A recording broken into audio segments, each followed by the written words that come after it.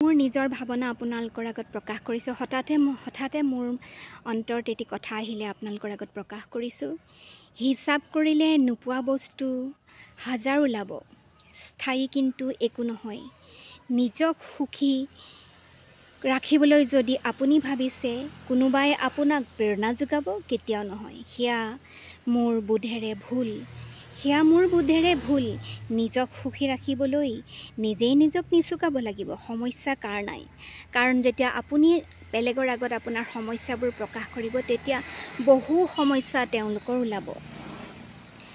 আৰু কিন্তু নিজক মই আতিলকৈ ৰাখিবলৈ চেষ্টা কৰোঁ, কাৰণ মই জানো মোৰ কাৰণে যদি মই নিজেই থিয় নহওঁ, আন কোন ওলাব, আন কোনো হ'ব নোৱাৰে। গতিকে আত্মপ্ৰীতি মোৰ মৌলিক অধিকাৰ। আত্মপ্ৰীতি মই ভাবোঁ মোৰ মৌলিক অধিকাৰ।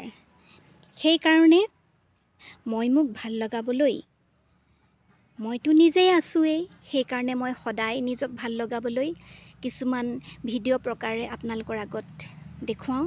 মই নিজেই নিজক আত্মসন্তুষ্টি লাভ কৰোঁ। সেইকাৰণে আপোনালোকক এয়া দিলোঁ, জৰুৰ লাইক এটা কৰিব।